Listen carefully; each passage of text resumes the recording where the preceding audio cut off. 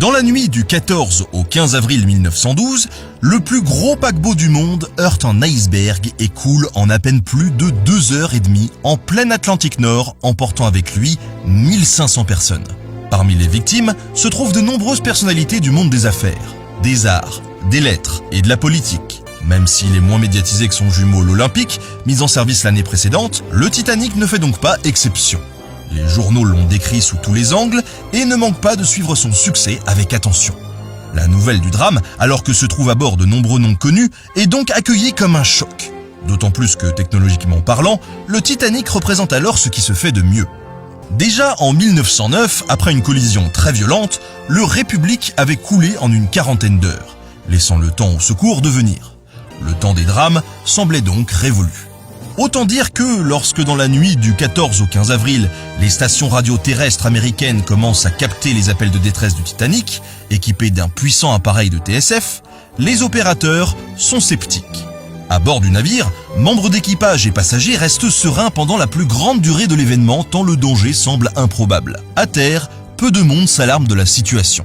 Quand, juste après 2h du matin heure locale, le Titanic cesse d'émettre, les choses ne semblent pas forcément plus inquiétantes. Il pourrait s'agir d'une panne, peut-être. Pendant quelques heures, le silence devient de plus en plus terrible et pesant.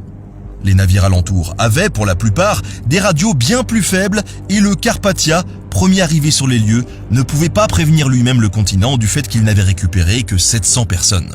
Au tout petit matin du 15 avril, donc, à New York, les rédactions s'agitent. Il est impossible de ne pas traiter l'accident du géant des mers, puisque un paquebot de premier plan qui heurte un iceberg, c'est plutôt rare. Problème, on n'a pas de news. Alors, qu'est-ce qu'on raconte du coup ? L'Associated Press tente de contacter le vice-président de la compagnie en pleine nuit. Mais celui-ci vient tout juste d'apprendre la nouvelle et tombe des nues.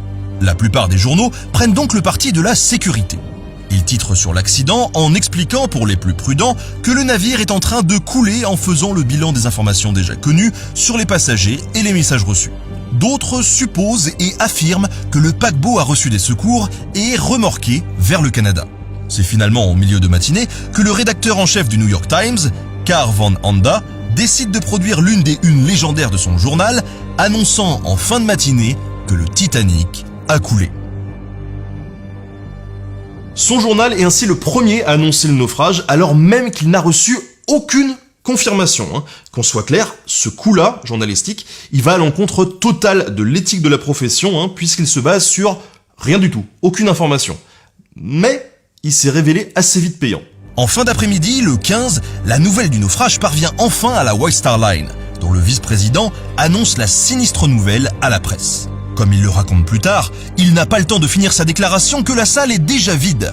Tous les journalistes ont fui vers le téléphone le plus proche pour être les premiers à transmettre l'info à leur rédaction. À l'époque, évidemment, l'absence d'internet et de communication internationale instantanée rendait la propagation des nouvelles difficile. En France, il faut donc attendre encore un peu pour que la nouvelle soit vraiment confirmée. Plusieurs jours après le drame, les journaux les moins bien informés continuent à dire que le Titanic est remorqué vers Halifax.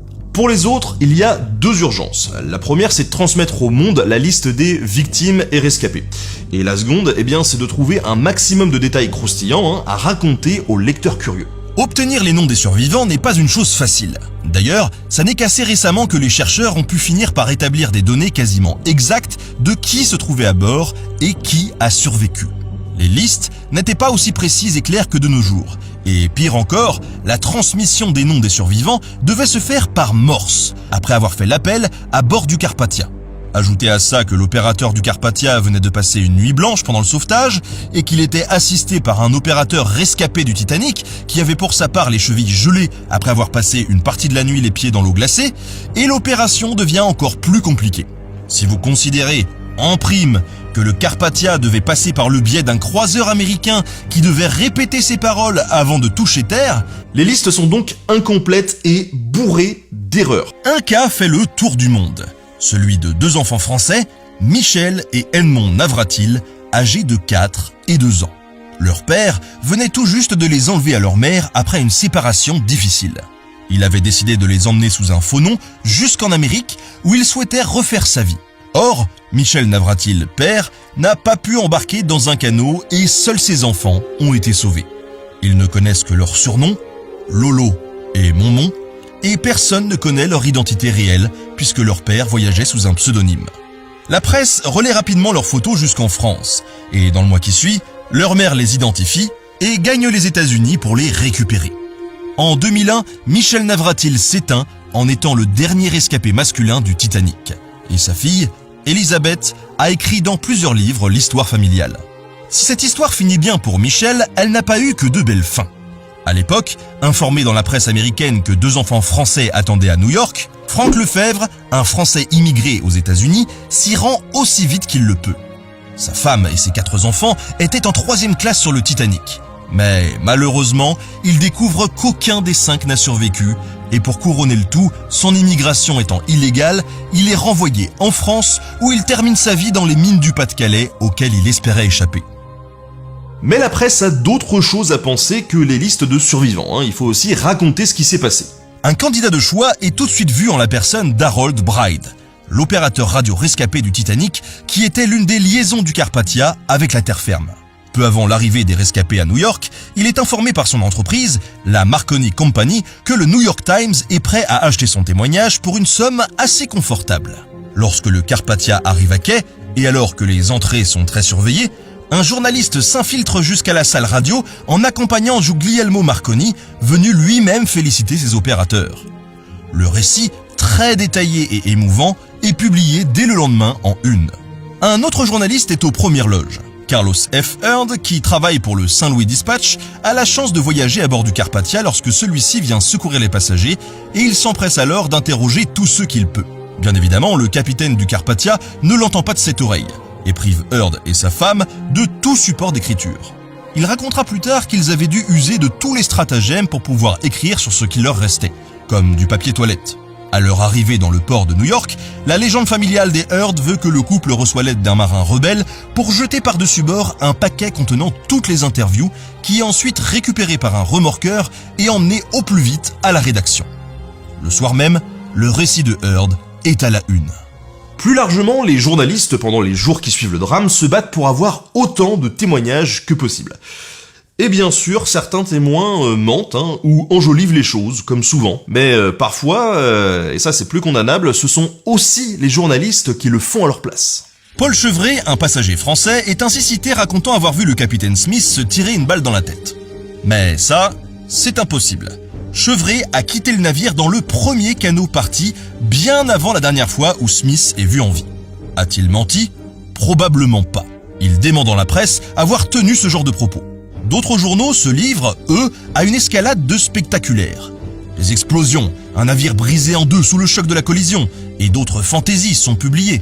Le cas le plus fascinant est certainement celui du témoignage de Louis Klein, un habitant de l'Ohio, qui raconte avoir été membre d'équipage à bord du Titanic et témoigne que tout l'équipage était raide lors de la collision.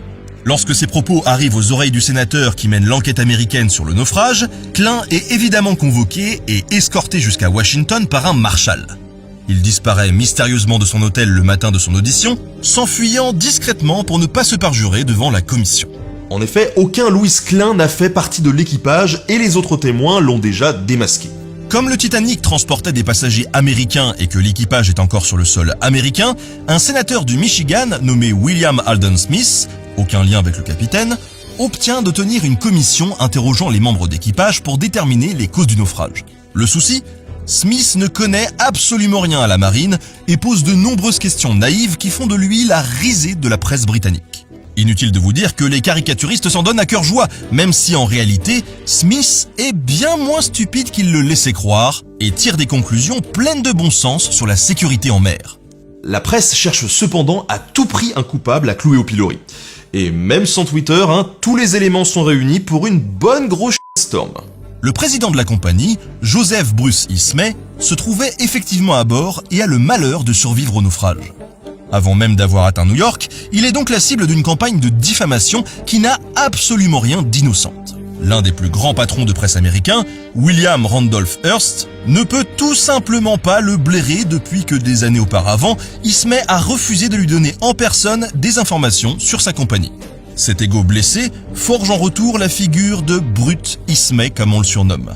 qui aurait fait des pieds et des mains pour que sa vie soit sauvée en premier, qui aurait lancé le Titanic à toute vitesse pour battre des records, bref, qui aurait agi de façon criminelle. Cette vision était appelée à un grand avenir, puisqu'on l'a retrouvée dans les années 1940 dans un film de propagande nazie et jusque dans le célèbre film de James Cameron. Ce qui est intéressant, c'est qu'en réalité, les reproches faits à Ismay reposent sur peu de faits. Oui, il sauve sa vie, mais en partant dans un des tout derniers canaux, qui n'était d'ailleurs pas plein. Et il est donc impossible de lui reprocher d'avoir sauvé sa vie au détriment d'autres gens, d'autant que plusieurs témoignages ont par ailleurs rapporté qu'il avait aidé à l'évacuation autant que possible. Mais la presse d'hier, comme aujourd'hui, se soucie peu des faits.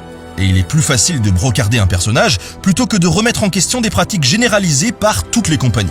Clairement, on n'a d'ailleurs pas beaucoup changé de méthode aujourd'hui. Un Jérôme Kerviel ou le commandant du Costa Concordia, ils peuvent témoigner qu'il est plus facile de faire sauter un fusible pour préserver un système faillible. Dès le mois de mai, un passager de 2e classe, Laurence Bisley, publie un livre copieux racontant de façon détaillée son récit du naufrage.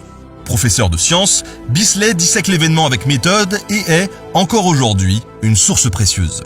La même année, un autre rescapé, le colonel Archibald Grassi, également historien amateur déjà auteur d'un livre sur la guerre de sécession, s'échine à rassembler des témoignages pour compléter le sien et publier The Truth About the Titanic.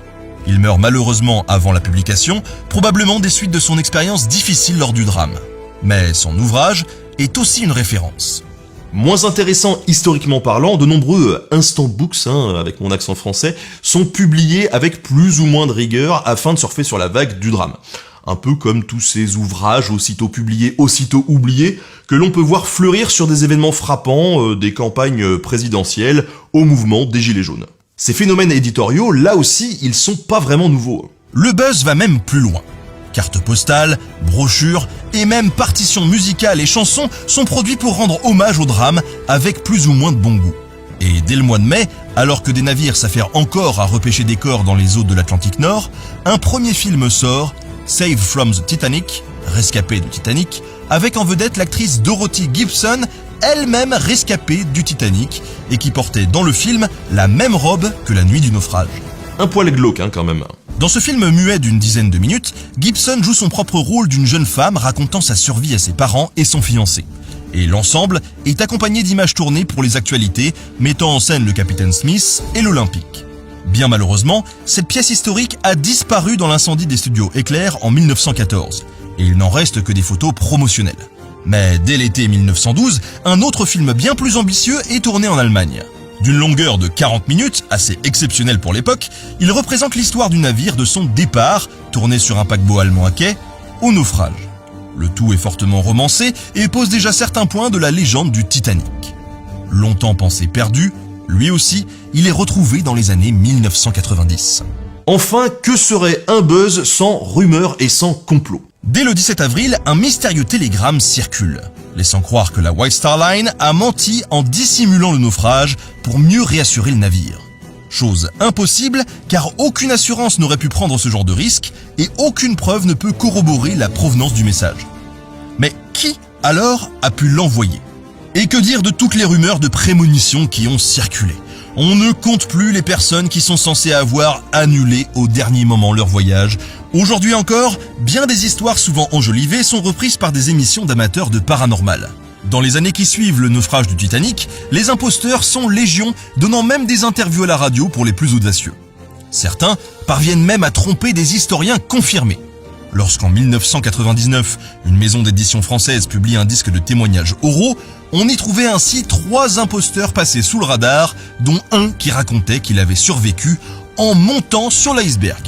On a trop souvent tendance à penser que le monde de l'information va de pire en pire, et qu'Internet a profondément modifié, en mal, notre manière de nous informer. Alors, c'est en partie vrai, les nombreux scandales qui ont, à juste titre, touché les chaînes d'information dans leur traitement irresponsable des attentats de 2015, témoignent des ravages de l'information en continu et de la course à l'audimat. Mais il faut bien garder à l'esprit que tout ça n'a absolument rien de nouveau. Et dans le mauvais goût et l'outrance, dans la propagation des rumeurs et le battage médiatique, nos ancêtres d'il y a un siècle faisaient au moins aussi bien que nous, avec moins de moyens. Eh ouais. Mais du coup, je sais pas vraiment s'il y a de quoi être fier.